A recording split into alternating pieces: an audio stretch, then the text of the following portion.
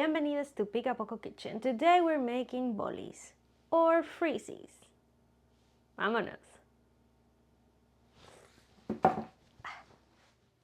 Some people call them freezies, other people call them freezy pops, some people call them ice balls. It seems like we cannot agree on how to name them, and Mexico is not the exception. In Mexico City they're called congeladas, which literally means freezies. Some people call them hielitos. I know that in Monterrey they call them sabalitos, but I grew up calling them bolis because I have a Sinaloan family that call them that way. And I just recently learned that they're called bolis because originally they were made into regular bags. So once frozen, left in the freezer, they would achieve this kind of uneven ball. So they were called bolitas or little balls, and that became bolis. So no matter what you call them, we can all agree that the best remedy for a hot day is a frozen treat. And recently I was talking to my sister, who by the way is the queen of bolis. She has many recipes, and we were discussing what are the factors that make a great boli, and we came up with two. One is the texture, because nobody wants to dig into a solid piece of ice that it's gonna melt all over you before you even get to try it. It has to be dense enough but inviting that you won't even to dig into it if you don't have sensitive teeth. And the other factor is that it has to have a punch of flavor. You want something that has an impact, that is refreshing, but it also feels like a treat. So today I have for you 4 recipes that achieve just that, and I want to share them with you. Let's go. Let's start fruity.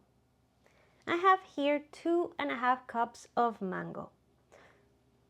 I opted for frozen mango because I'm a little too late to get nice ripe mangoes right now. If you can get fresh mangoes, ataulfo will be the best option because it's the best texture, especially when frozen. I have 2 cups of water, half a cup of sugar, which will depend on how sweet your mangoes are. So start with half a cup and give it a test. If you're using fresh mangoes, you might even be able to skip it. And we're gonna need good quality chamoy. In my case, I'm using homemade chamoy. If you wanna make yours, I have a recipe for that. But if not, whatever chamoy you buy, make sure it's good quality and it's dense. You don't want the liquid one. You'll see why later. We're also gonna need the juice of 1 lime. First, let me show you the bags that I got. I got these from Amazon. I'll leave you the information down below. They are 150 and they come with this flimsy little funnel that I guess you can use, but I'll be using something else and I'll show you in a sec. The bags are 8 by 2 inches. They're quite sturdy and they have this little lock mechanism on top, which I think is way better than tying them one by one. That would drive me crazy. And they have a little fill line, which I find really useful. And to fill the little baggies, I'll be using this condiment bottle. I got it a long time ago from IKEA. It's great for saucing in the kitchen, not really good for storing because it doesn't have a lid. And my millennial self is very happy because I finally found a good use for my collection of yogurt and cheese containers. I'll be filling my baggies and placing them in it to freeze. And now that we have everything ready, let's take the ingredients, the 2.5 cups of mango and everything else into the blender and let's get cracking. So I transfer my mango filling into the condiment bottle and I have a little bit of chamoy in a piping bag. I'm gonna pipe some of that chamoy directly into my frizzy baggie and I'm gonna spread it with my fingers. This is the reason why I told you to get a good quality chamoy that is dense. This way it's gonna stay wherever we place it. If you get a very watery chamoy, then it's just gonna go right sink in the bottom and stay there. So we want to have some little stripes of redness all over our boli. So once that's in, we're gonna add the mango to the fill line, and that is pretty much it. Just copy paste as many times until your mango mix is over. And there you go. For an American classic orange cream, we're gonna need 2 cups of orange juice, 1 can of evaporated milk, 1 can of sweet condensed milk, and a quarter of a cup of orange juice concentrate. For the orange cream, it will be very simple. Just add your milks into your blender and top it with your orange juice. And of course, you can make variations of other citrus. I'm of course thinking of limon in a Carlota style. And for this time, you have to work fast. You're gonna add in a piping bag some of that concentrated orange juice. Do little by little at a time because it melts super fast. So spread it the same way we did with the chamoy, and then you're gonna add your cream mixture. The consistency of the orange juice concentrate works perfect for this because it allows you to create those orange streaks all over your boli, and the slight bitterness of it pairs really well with the sweetness of the creams.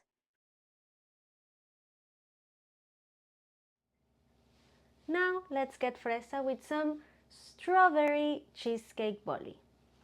For that you're gonna need 2.5 cups of diced strawberries, 4 ounces of cream cheese, but you can go bolder than that and go full for 8 ounces, 1 can of sweet condensed milk, 1 can of evaporated milk, and for a crunchy surprise, just a few butter cookies. When making the strawberry cheesecake, it is very important to set aside the biggest and reddest of all of the strawberries, and I'll show you why in a minute. But for now, let's just add all of the ingredients like the times before into our blender and mix. And for that special strawberry, you're gonna use it to clean your sweet condensed milk can and enjoy it for yourself because being happy while you make food transfers. I learned that from Laura Esquivel. And because it wouldn't be a cheesecake without butter cookies, I'm gonna add some at the bottom and some at the top.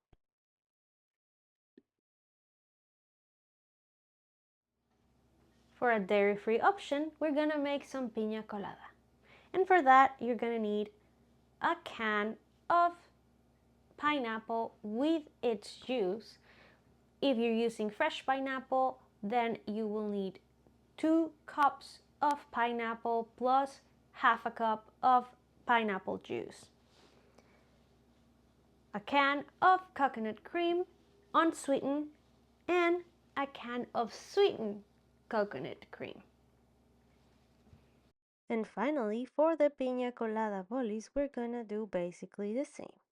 Add all of your ingredients into your blender, and in this occasion, all of the bolis are virgin. But if you want them to be cheeky, then I highly suggest adding some coconut rum or any other rum of your choosing. And now just transfer into your baggies.